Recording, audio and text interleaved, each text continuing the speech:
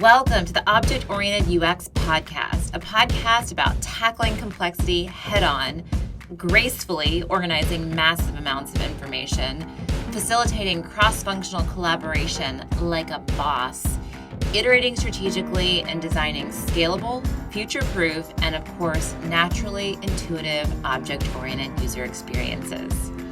An OUXer is a powerful blend of information architect, business analyst, and UX strategist. If this sounds like you or what you aspire to, you are so in the right place. I'm Sophia, user experience designer and chief evangelist for object-oriented UX. I've taught OUX to companies big and small and to thousands of individual designers like you, and I am honored to be your host. What is up, OUXers? It has been so long since I last recorded an episode. It was actually May 2020.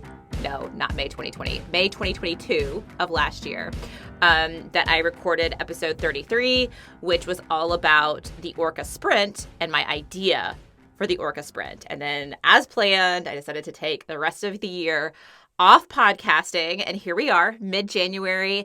And as promised, we are back, and I have so many ideas for the podcast. I am really just fired up to do a lot more solo episodes, actually. I have a backlog of like 30 plans for solo episodes, but definitely have got some great interviews lined up too with industry leaders, certified OUXers who are just making awesome waves within their company. We'll get into the nitty gritty with them later this year. Not planning on any extra breaks. And I guess you would call this like the second season. I don't understand seasons with podcasts. I just really don't. So this is just going to be episode 34. And in many ways, it's going to pick up kind of right where we left off. I've got some updates for y'all because it's been a while. Hopefully you're on the newsletter, OUX.com/newsletter. So it hasn't been like May since you've heard from me. But definitely have some updates for you in the case that you've been in the dark.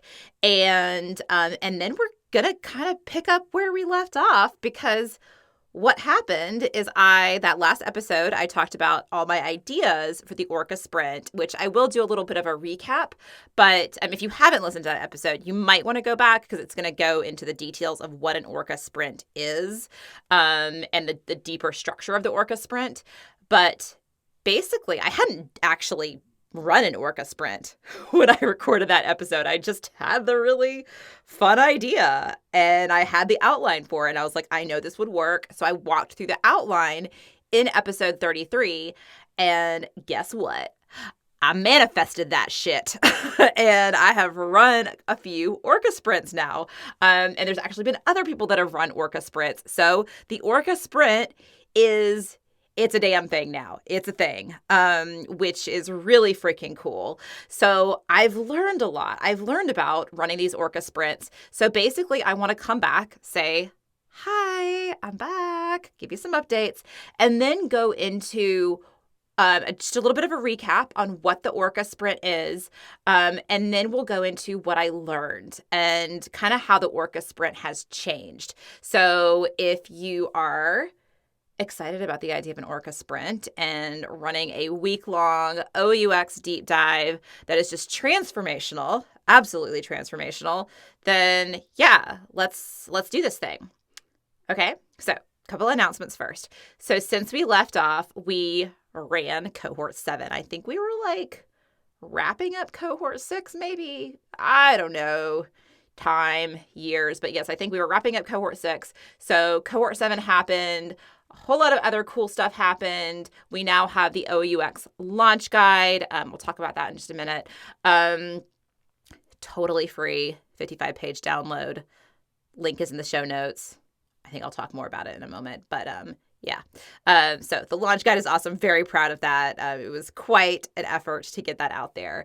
So what else happened? Okay, let's talk about cohort 7 though. So cohort 7 was freaking awesome.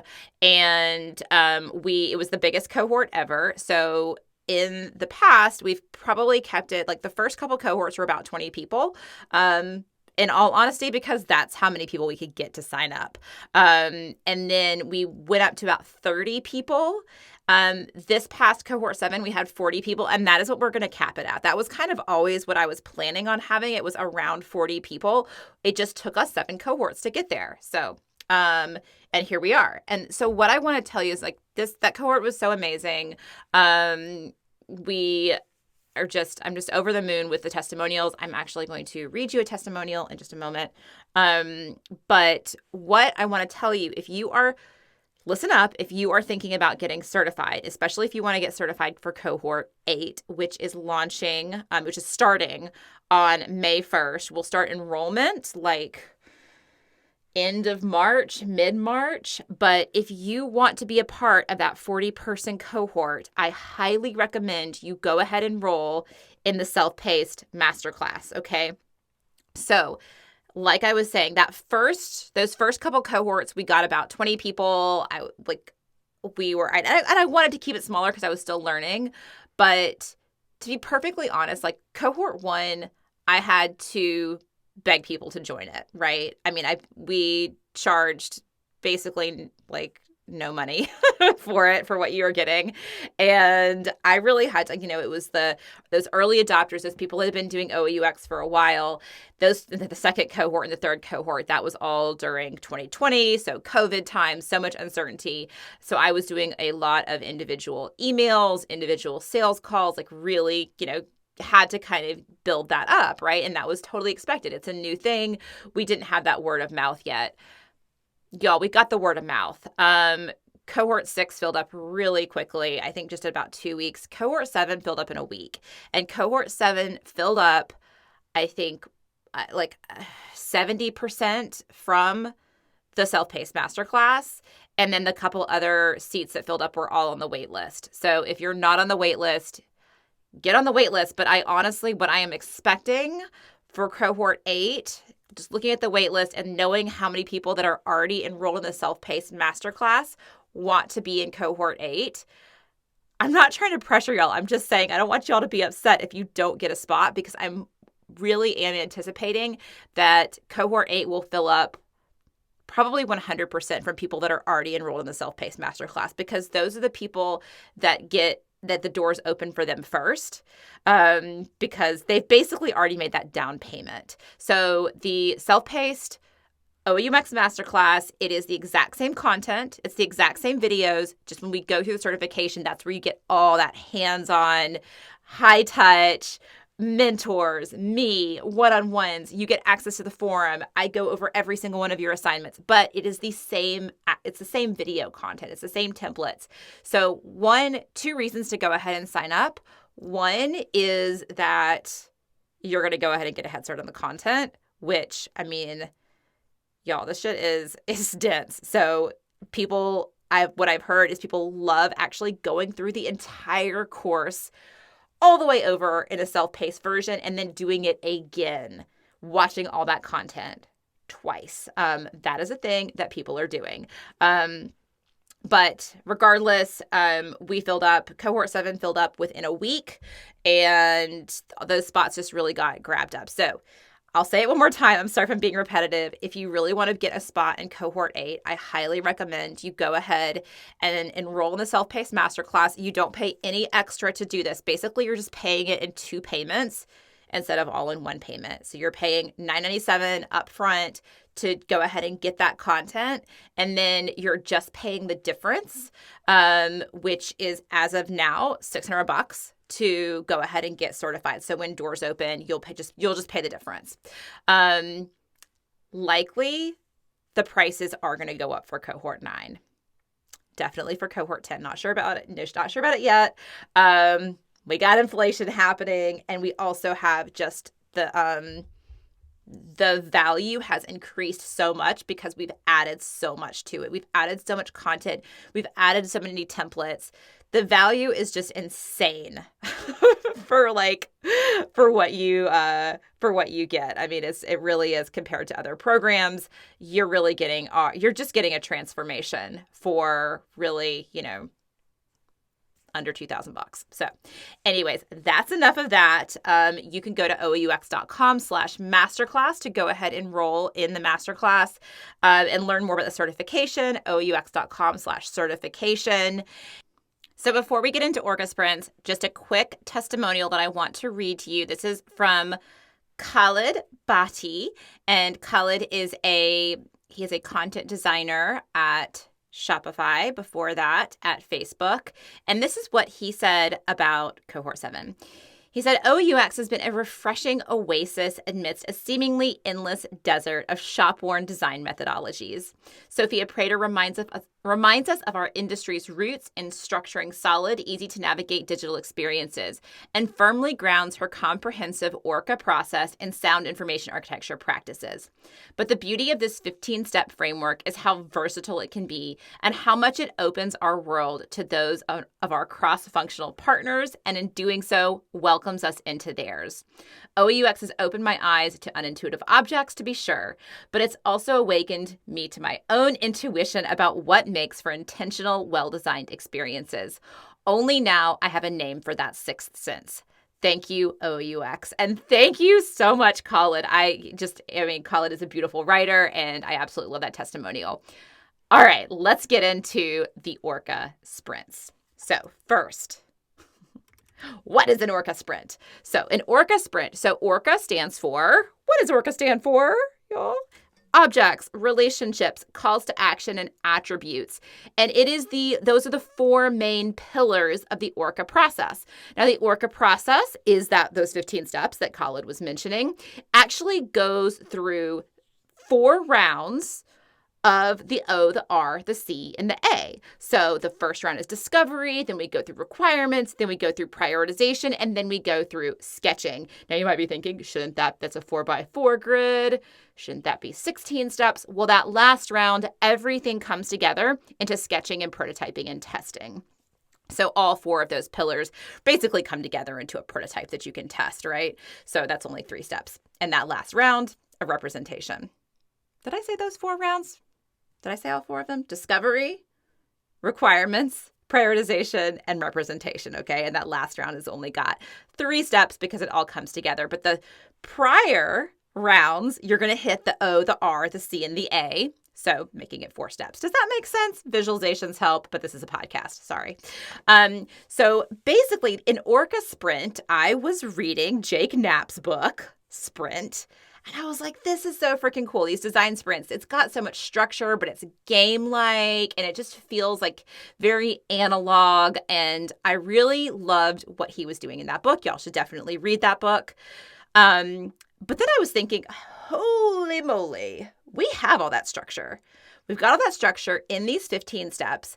I've run training exercises that last a week. I've run deep dive OUX workshops that last a day or 2 or even 3 days. And I have a 10-week program where I teach this. What if I could take the essence of what Jake Knapp was talking about and applying it to the ORCA process? What if I could lock people into a room, not thinking about the training aspect of it, right? Because I've been so deep in training. I've been so deep in training for a couple of years now. But what if I could lock a client in the room, the designers, the researchers, the developers, the subject matter experts, get them into the room, maybe like around 15 people for an entire week, the same way it works with a design sprint, where you got the right people in the room, very, very focused for a Monday through Friday, kind of like 9 to 5. How would I structure that? And because we go through those 15 steps, basically we go through the discovery round and then we iterate back over on the O, the R, the C, the A, and requirements and prioritization. My first instinct was actually, okay, maybe Monday is discovery and Tuesday is requirements and Wednesday is prioritization, and then Thursday, Friday is representation, and we end up with a prototype. As I was playing with it, I actually ended up slicing it the other way. So what it ended up with is on Monday, we focus on objects, and we actually go through discovery and a little bit of requirements and a lot of prioritization all on Monday. And then on Tuesday, we get into relationships. We go through the discovery exercises.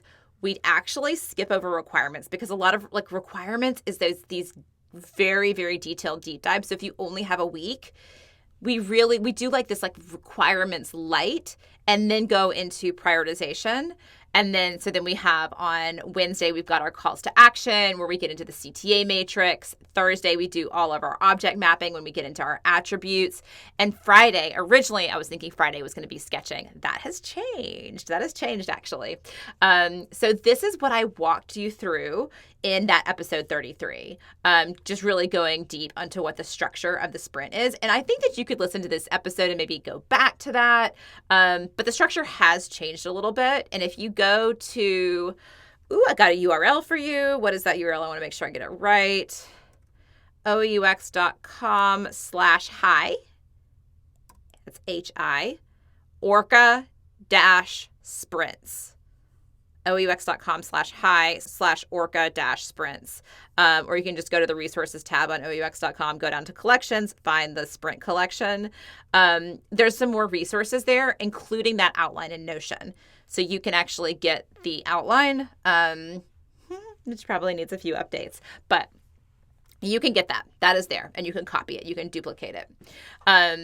Okay, so this is where the whole idea came from. It was basically based on the essence of what Jake Knapp talks about, and really just so inspired by that book. And that was what episode 33 was about.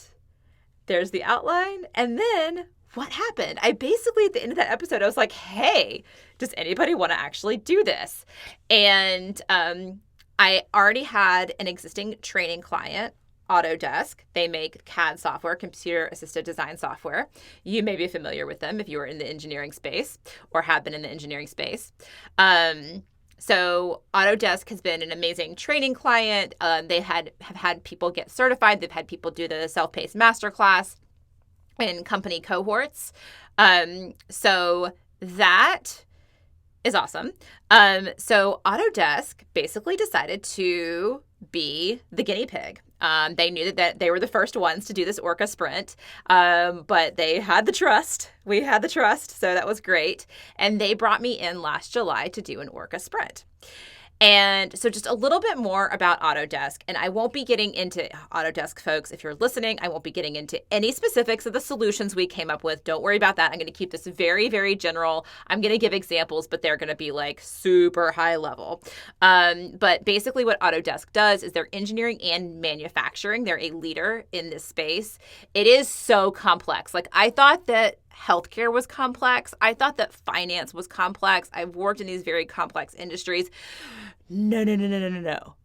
Engineering and manufacturing. That shit is complex. Oh my gosh. Like, it's not only how in CAD you need to design the bike and there's like the wheel, but the wheel is from a vendor. So you're getting a CAD model from the vendor for the wheel, and then you're designing the bike frame, and then you have all these versions of it. And it's also, how does that go into manufacturing? How do you know how many freaking bolts to have? How many spokes you need, how many, like the spokes are coming from another vendor. It actually goes to the manufacturing floor as well. How do we need to set up the factory? It's not only the part that we need to create, but the tooling for that part. Right? So Autodesk actually provides software for that as well. So we need to injection mold this seat for the bike, but we need to create the injection mold as well. So we need the 3D part for that. Or we need to figure out what kind of machines we're going to be used, what kind of people we need to actually manufacture this thing, what the standards are if we manufacture it in the US versus China. So we might be actually manufacturing the same product across multiple factories. Those factory floors look different. The machines are different, but we do still want to manufacture these things across different factories. Like, holy moly, it's so complicated, like amazingly complicated. So a really, really juicy problem.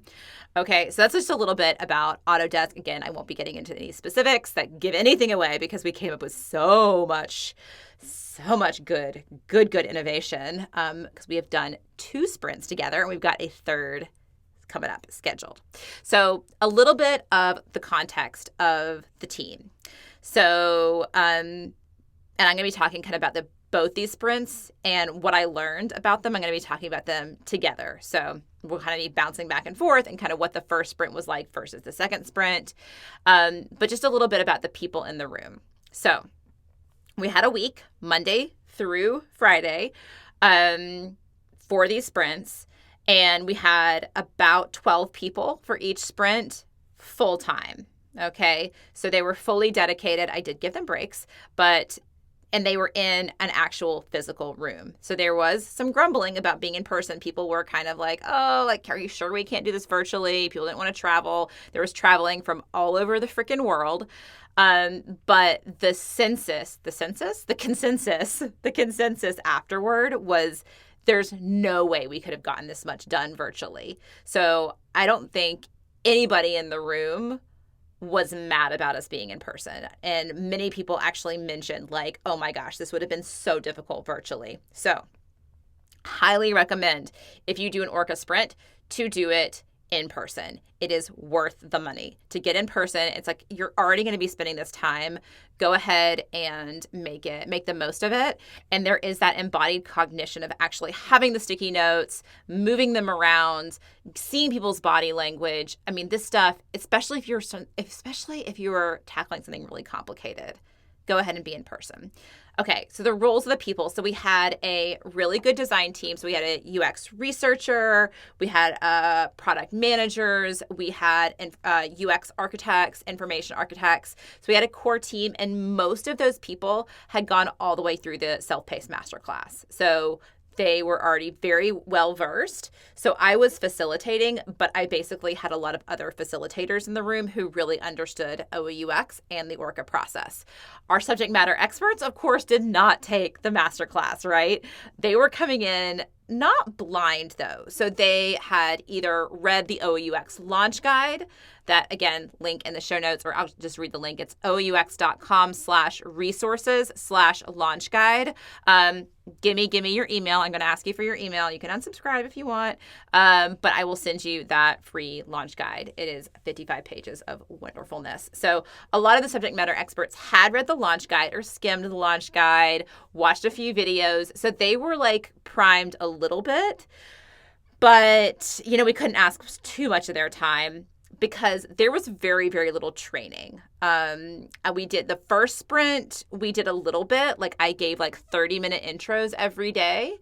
Second sprint, we basically did no training, and we had different subject matter experts, and it was fine. I think just leading them through the process, you can kind of show by doing, and the experience that I've had, everybody's caught on really nicely. So we did have some people in that second sprint that really just had no idea what OEUX was and what they were in for, and they were able to participate beautifully. So I wouldn't worry too much about having people come in that don't know, even your designers, right? But if you can get your designers to take that masterclass, or at least read the OUX launch guide to get kind of well versed, I think it's going to be more successful. So we also had the subject matter experts. We had quite a few sales folks, which was really nice for this particular context, people that were selling the software that were really well versed with the software and knew what the customers wanted and didn't want. Some feedback that I got later was that it would be really nice to have some people from support. So customer service and support, which I 100% agree with. We also had a lead software architect as well that was going to be on this project. So we had basically the voice of the tech team there as well, which was great. So I really think we did a good job of, for the most part, having the right people in the room, and that about a dozen people number felt right. Felt like a good amount of people. I think anything more would become unwieldy. So prep work. So I talked about the prep work for the team, kind of just getting versed in OUX as much as possible. They also provided me with, so mostly the UX designers on the client side, provided me with fodder for noun foraging. So I did about 20 hours of prep before each of those workshops, 15 to 20 hours of prep before each of these workshops, where I took in a ton of material and basically did as much noun foraging as possible. All right. So I got myself as learned up as I could in this very complex industry. And I did that, of course, through going through customer interviews, the transcripts of those, going through training videos, going through industry articles, and picking out the nouns that I kept seeing over and over and over again, and trying my best to write definitions, doing a little bit of system modeling so that I could start kind of guessing at some of the relationships. But really my main focus was figuring out what the nouns were. So that was my prep. I came in basically with printed out envelopes. I think we had 12 people. I think I broke them up into 4 groups of about 3. And each group had an envelope with printed out cards of about, I think it was like 120 objects.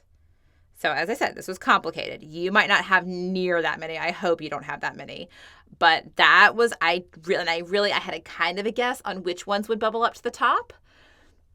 Because of course, there's no way that we were going to handle 150 objects in a week. So I got each of those 4 teams to pick their 10 favorite. They did some affinity mapping. They threw some of them out, but picking their 10 most core objects. And we'll get to that in a little bit. But basically my prep work was getting to those cards, getting to those envelopes where I had and the same 100 and let's just say 100, the same 100 objects in each of those envelopes. And so that we could see across those 4 teams which 10 objects were bubbling up. So basically those were the seeds. So that noun foraging was the seeds for the entire week. I tried to go a little bit further with some more like system modeling and a little bit of object mapping. I did not do that for Sprint 2 because I just hadn't, it ended up being wasted work because I had no idea what objects were going to get picked. And I ended up being wrong. So about as far as I could go was noun foraging and just having those objects. I did actually try to write some definitions too. So having some definitions prepped was also really good. So that was the main prep work for me and the team. Also just having the outline really clear. There were a couple meetings before, but I think only like 2 hours of meetings before we actually got in, other than like logistical stuff. So a little bit more on the first sprint versus the second sprint. So, and what it's like running a sprint and then running a follow-up sprint. So the first sprint was very much all about figuring out what those core objects were, and then kind of organizing objects into layers for future sprints. So we basically had we found our like core 10 for the first sprint, and then we had other ones set aside for layers for future sprints and future deep dives. So just for an example, so you might have a comment object and your first sprint is sort of a representative object for an entire communication layer. But in a future sprint, you might run a future sprint all on communication objects, and you might include not only comment, but also message and conversation and annotation and group and team, right? Those might be considered ancillary objects and not actually core objects. They're kind of like in that overall communication layer that could be for a future sprint. So that first sprint was really just like, what are the most fundamental of objects? And then we kind of identified areas for deep dives for going forward. Okay. So that was kind of the main difference between, we had that first sprint, and then by the end of the week, just knowing that there was going to be additional sprints. And really what ends up happening is your follow-up sprints will include objects from the first sprint usually. Okay, so you might have in the second sprint or the third sprint, you might have 5 or 6 repeated objects, and then only 5 or 6 new objects. All right, so that turns it into more of like a fill in the blank because you already have some of those pieces put together. You already have some of the puzzle pieces from the previous sprint, and you just are reviewing those existing puzzle pieces, and then they might actually change. And then you're adding more puzzle pieces in. Okay, hopefully that makes sense. So the main thing that I learned, the number one main thing is this works. It works. It's an incredible process, right? The first sprint was great. Got a second sprint booked. Got a third sprint coming up. All right. It works for a high level, like very, very high level. It works for a deep dive. And another main thing I'm learning is if you have a lot of complexity, you're just going to want more of these, right? Like one sprint is usually not going to be enough. If you do that one sprint, whether it's with a client internally, the people are probably going to get the bug and they're going to want more of them. From a client perspective, now this is great if you have plenty of time, which I don't. For our third sprint, we are transitioning a little bit more toward I am going to be training the facilitator, because they need somebody internally to run these things, right? It can't, because they need like 10 more probably to tackle all of these objects, because really, and I probably should have said this earlier, you really can only tackle 10, maybe 12 objects in a week. All right. I mean, think about that. Think about that nested object matrix. That nested object matrix is going to have, if you have a 10 by 10, that's 100, 100 relationships to explore. That takes all day. Okay. Sometimes it takes a day and a half, but this works, and it works so well that in general, even for the most complicated thing on the freaking planet, it works so well. People are going to want more. Okay. So I did do a survey afterward, and just a few of the main things is like that I was asking is, was this a good use of time? 100% of people said either strongly agree or agree. Was valuable. I had everybody said strongly agree. I think one person said just agree instead of strongly agree. Was actionable. Again, everybody strongly agree or agree.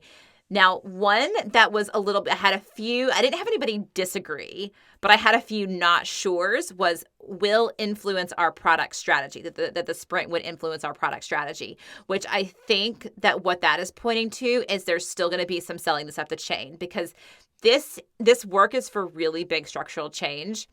And I think that there's still maybe some fear, like, will this actually get implemented, right? Because we go deep. We go really, really deep. And specifically with Autodesk, this is like taking together a whole lot of legacy software, a lot of acquisitions. It really is this whole rethinking, big, beautiful ideas that are happening. So maybe a little bit of fear there on will this actually get implemented?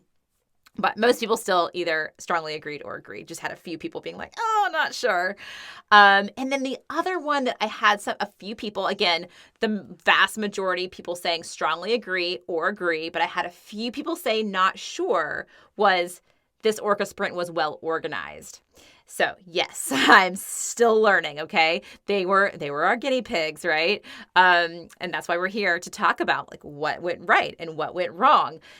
The structure, it's very well structured, but it still has to be flexible.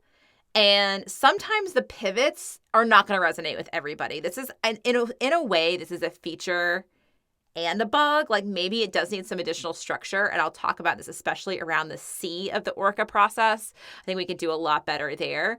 But overall, you need to be able to pivot. And there's just so many unknowns as you go through this that the structure is amazing, yet you need to be able to bend it. And sometimes you're just, you're going to bend it in the right way in some places, and you might not bend it in a way that makes sense to everybody in other places. And maybe even in retrospect doesn't make sense. So totally makes sense that would be something that like a few people were like, I'm not so sure. They didn't say disagree, but they said not sure whether it was well organized. Because, is this actually the direction that we should be going right now? Right? Sometimes you just don't know. So, but I'm going to read you a few testimonials, and then we'll get more into some of the learnings. So this is what some folks said about the ORCA Sprint, which hopefully will just get you really fired up to do one of these on your own. So this week was one of the few opportunities that we were able to fully put aside the constraints and focus on understanding our problem domain. Even better, the workshop also helped us uncover innovation opportunities. That is from Yoko, Senior Experience Designer. This week has been really insightful for me. Seeing the OUX opportunity and the process we've gone through, and being a comp sci guy myself, I can see immediately how UX having this approach or framework will make conversing and conveying meaning to the dev team so much easier. This approach will serve us exceedingly well in the future. Great show. And that's from Chris, Senior Manager, Technical Solutions, one of the very senior sales folks.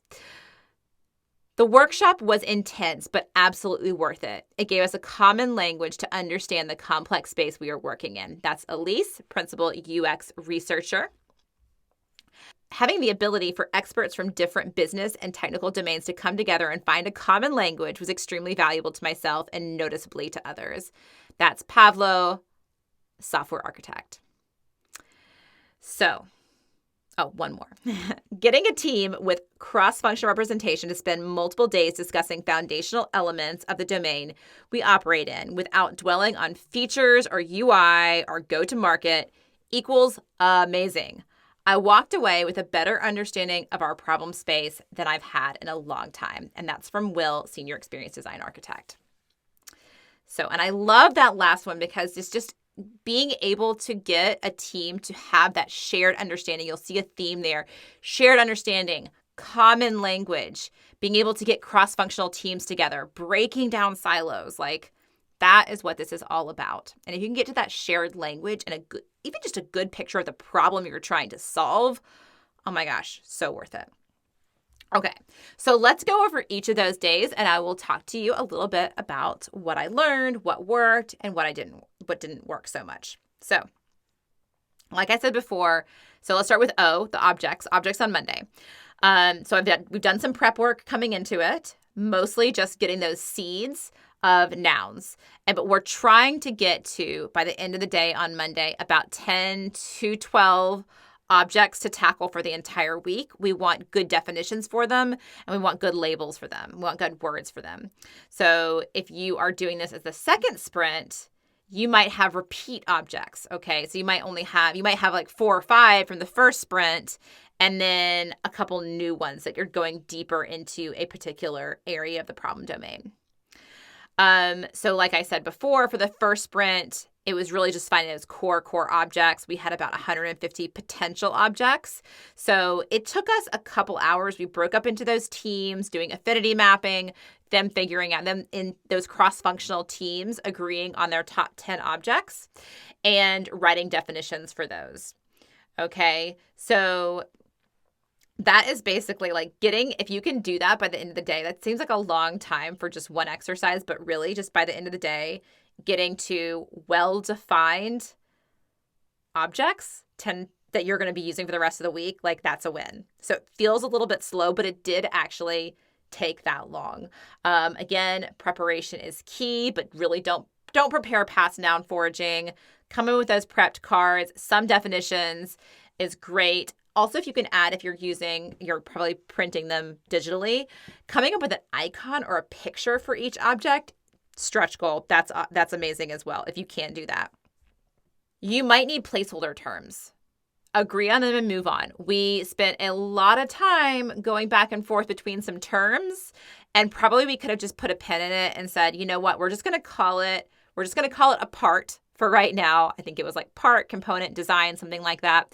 And we're just going to call it a part for right now, but it also can, if you can think of it as a component, right? So those might be interchangeable. So just getting really clear on that and be like, okay, we're going to have some synonyms here. You've been calling it a component for the last 30 years. So we're not going to make you call it something else, but everybody else in the room agrees. If you hear Joe use the word component, you need to translate in your head that means part. Okay, just as an example, right? So you might need to do a little bit of that. Try to get to common terms, but there might be some Rosetta Stone going on. So a little bit of a key there to say this equals that, and just document that, put it on a big piece of paper up in the room. And if I didn't mention already, have that war room for the entire week. Like, you don't want to move rooms because your sticky notes are going to be everywhere, right? So really book the room for the entire week.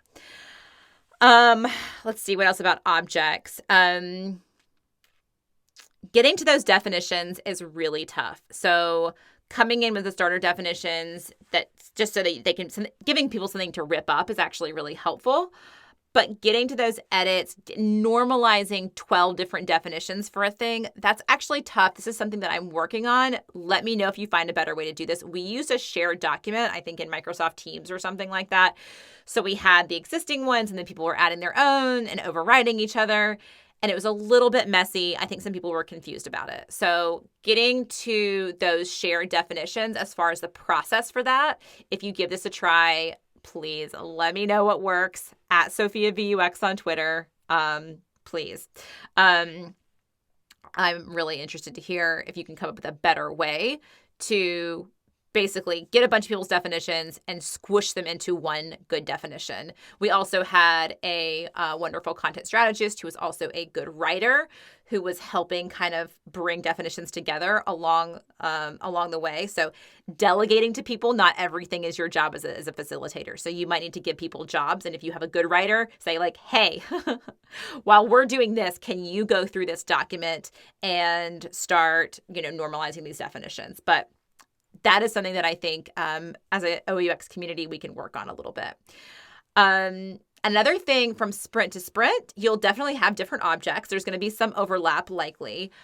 But another thing is objects might change from one sprint to another. So for us, actually, 3 objects from sprint 1, 3 of our core objects from sprint 1 that we were thinking of completely different things merged into a single object in sprint 2.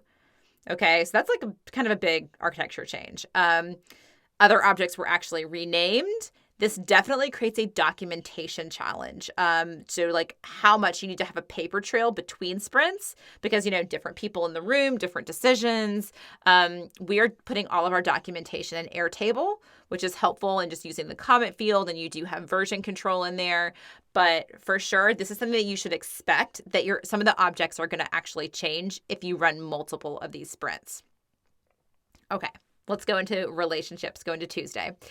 So Tuesday, system modeling. You can probably skip it. We did about 10 minutes of it on the first one, and then we just went straight into the nested object matrix.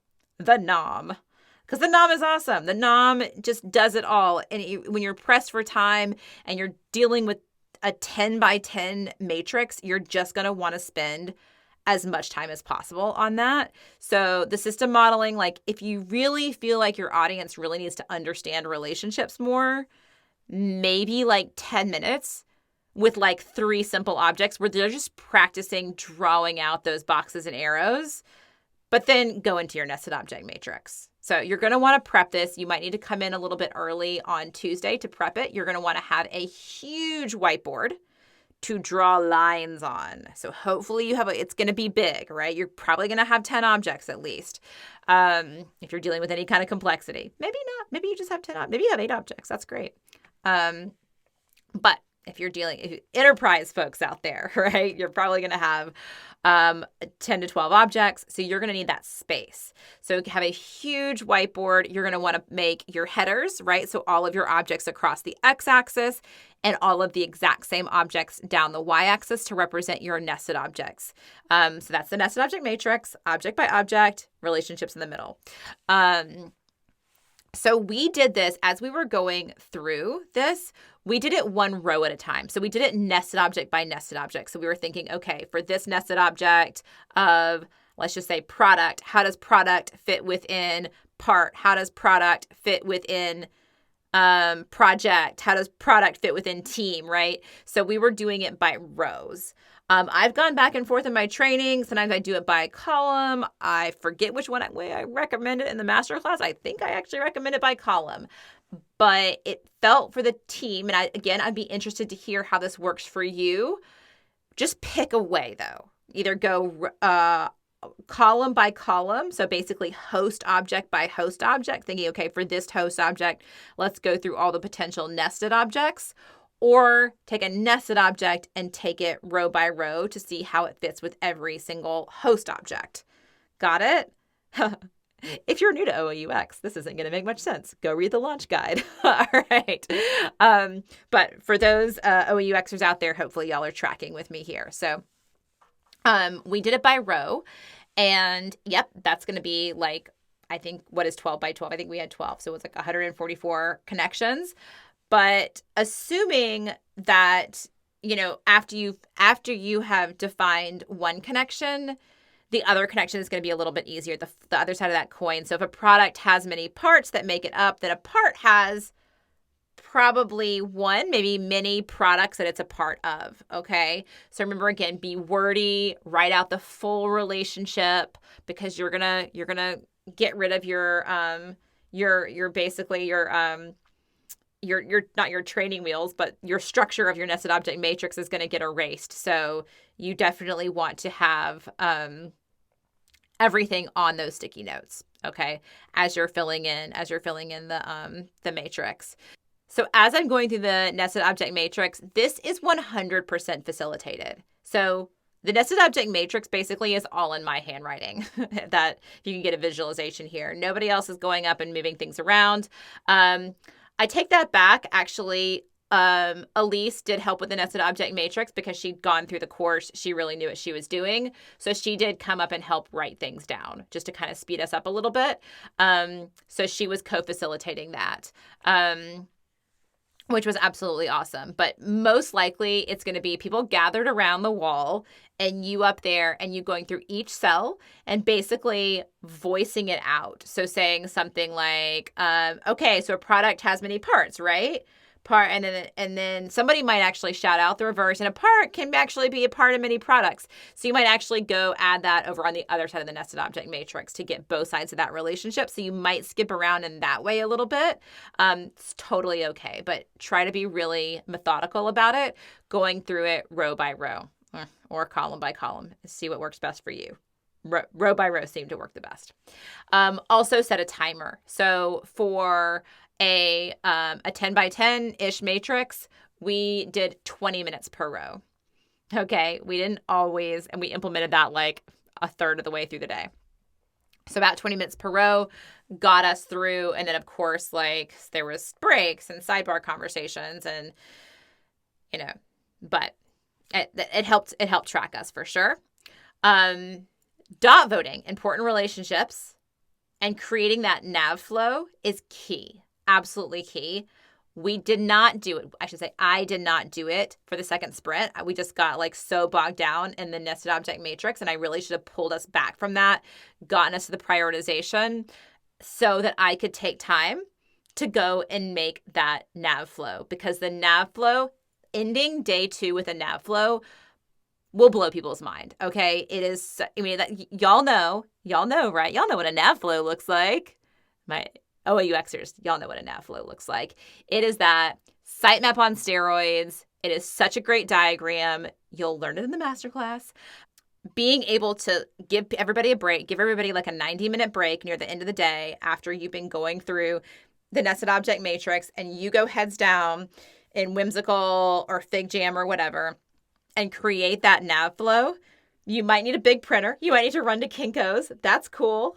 Or, maybe if you got the 11 by 17 printer, you can print out everybody a copy. So another thing, if you were going to a client site or you're going to a area that you don't really know about, you've booked some room for the team, make sure you have printing ability and color printing ability, because it's just, we actually had a plotter printer, which was amazing. And we printed out a huge nav flow.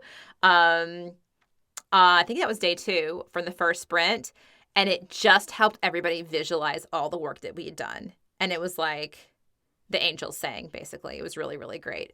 So, and then I got feedback from the second sprint that people were really disappointed that we didn't do the nav flow for the second sprint. So definitely we'll be doing that going forward to make sure to carve out time to do that. Okay, so that is actually an exercise in prioritization, the nav flow, but you're doing it at the end of day 2 in an ORCA sprint. Okay, Wednesday, the C of ORCA, calls to action. This is probably, as of now, the most skippable step. Okay, we actually, I think we spilled over with the nested object matrix into Wednesday, at least with our first sprint. If you need to spend more time on the NOM, I would recommend spending time on the NOM, maybe doing some role definition. You could even probably do that before you get into the sprint, and maybe even just spend a half day on the C of ORCA. This also might be a product of needing to find a better way to tackle the Sea of ORCA in the call to action matrix. So what we did on the first sprint is we had 3 roles, and we went into plotting out potential calls to action for all of our objects. We did this as an open, unfacilitated brain dump. So everybody got green sticky notes and a Sharpie marker. We gave everybody like 15 or 20 minutes to put as many CTAs down as possible. And then we went and reviewed it. This worked well, but not as great as all the other steps. Okay. I think that we might want to do something a little bit more loosey-goosey, where we have the roles, and instead of getting down to detailed, because we're at such a high level, at least I think it depends. It depends on how high level you are. And like, we are really like not thinking about interface, at least with Autodesk. It really is like very, very high level, big transformational work here. If you are getting into more of the details, maybe actually writing out calls to action, you can get that specific. We were having problems getting into the weeds of permissions, which with a bunch of subject matter experts, like it's great. But I think as far as like ORCA Sprint maturity, we just need a little bit more work on how to do this with a room of 12 people, how to do the call to action matrix. So if you give this a try and you find some awesome ways to make this work, get me on Twitter, Sophia VUX on Twitter. You can also email me, sophia@rewiredux.com, and let me know what's working and what's not working. I'd be really interested to know, because it was really good, and we had like 200 user stories in Airtable afterward, but it felt like we didn't have that right level of specificity. Like our roles were maybe a little bit too broad, and then our CTAs were a little too specific. So consider, if you do this, give it a try. This is what we might do next time, is keeping it more general. So we have very general roles, and instead of getting down into the nitty gritty CTAs, getting down more into those different roles' relationships to this object. So like, how important is this object to this role? Maybe putting in like a few macro CTAs, macro capabilities even, rather than CTAs, might work a little bit better. It was still all very, very valuable, but just, it was probably the low point of the week of both of those times. And I think we barely did anything with it on the second sprint. Okay. And then on Thursday, A for attributes. Give yourself at least an hour to prep for this, because you're going to want to rearrange the NOM if you haven't already. You're going to want to erase all the lines. You're going to want to make room for your attributes. So you're going to want to cinch the NOM up. So OUXers, do y'all know what I'm talking about when I say cinch the NOM up?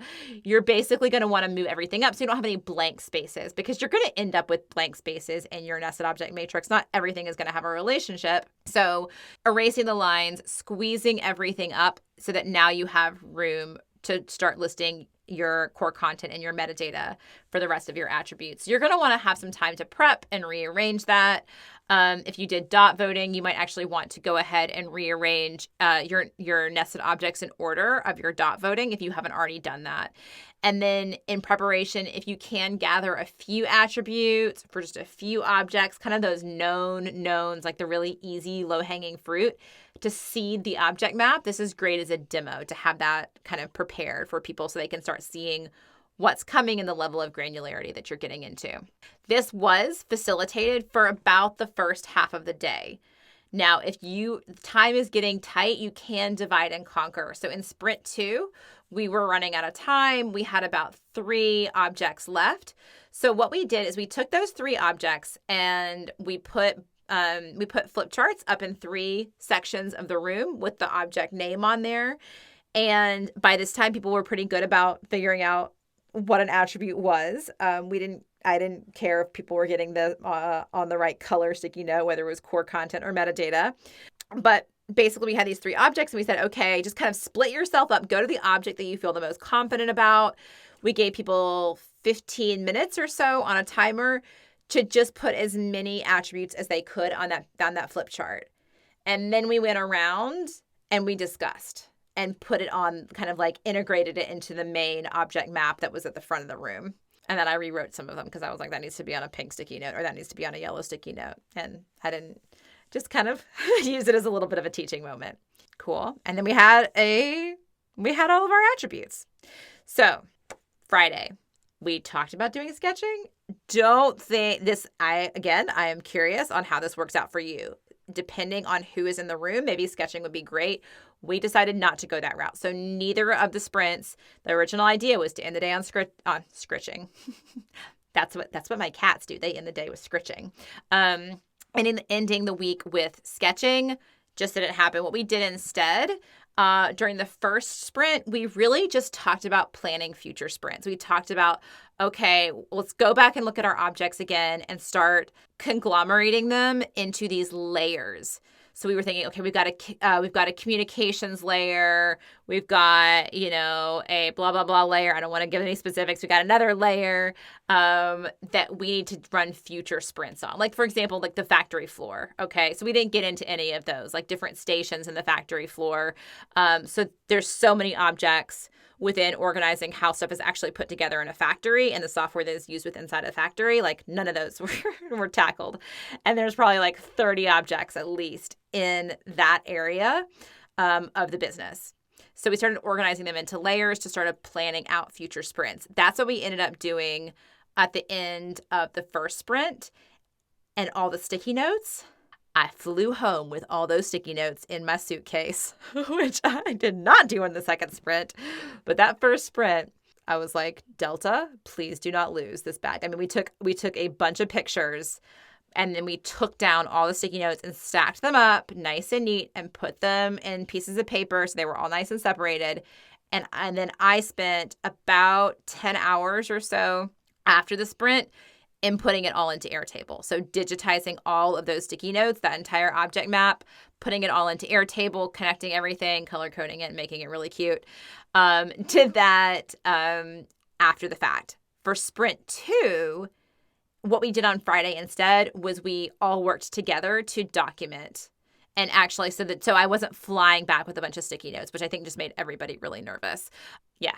Especially me. So what we did instead is we ended a little bit early on that Friday, like 2 p.m. or something like that, because I had an earlier flight. But we were able to basically digitize everything except for some of the diagrams, which I ended up doing later. The diagrams, just like, boxes and arrow diagrams that were on whiteboards, kind of sidebar diagrams. I took pictures and I took those flip chart pages. I took those home with me and digitized them afterward in Whimsical. But the actual object mapping work, we digitized that on the last day together. Whew, that was a lot. So Airtable works really well as a source of truth. For a broad audience, this could be better than Notion. I know we've got a Notion template out there that you get when you are enrolled in the OUX Masterclass. We'll probably be creating an Airtable template soon. And so that will be available at some point. If you want to know more about documenting this with Notion versus Airtable, please let me know. Let me know on Twitter so that other people can join that conversation. Sophia VUX on Twitter. Okay, so to wrap it up, I have one last testimonial for you. This is actually anonymous. And Anonymous writes, in a siloed organization with so many overlapping capabilities, OUX and the ORCA process is an ideal way to start to uncover these issues and opportunities. Companies may struggle to get funding for bringing in an external party to facilitate. However, I'd strongly encourage this in large organizations because it helps with the validity of what's decided in the meeting since there is a neutral party. That would be me, the neutral party. Or you as a UX designer, if you are an independent consultant, go for it. Go run some ORCA sprints. See how it works. Internally, if you are working at a company, go see how this works. See how you can break down silos and get back to me. Y'all, I've only run 2 of these, all right? Learned a whole hell of a lot in 2 of them. If you do want to learn more, Allie O'Fisher has run some sprints as well. She did an OUX happy hour. That is up there on YouTube. We've got the template. I think we've got an article as well on this. So you can go to the collection, the ORCA Sprints collection, OUX.com/hi/ORCA-sprints. And if you're interested in having me run an ORCA sprint within your organization, please reach out at Sophia@rewiredux.com. Let me know a bit about your organization and goals. I will send you a price sheet, and I think I've got some availability fall 2023. Otherwise, also write me if you are open to having somebody else run that sprint. I can help link you up with a certified OUX strategist that is available and willing to do that if you need to do it earlier. So I hope this was helpful. I've been talking for way too long. I want to finish my tea that is now cold. So good luck with your ORCA sprints, and as always, happy OUXing. Thank you so much for listening. I truly hope you enjoyed this episode. Please visit objectorientedux.com/podcast for show notes. Our soundtrack is Fighter by Ruby Vell, courtesy of Sugaroo Records. Happy OUXing!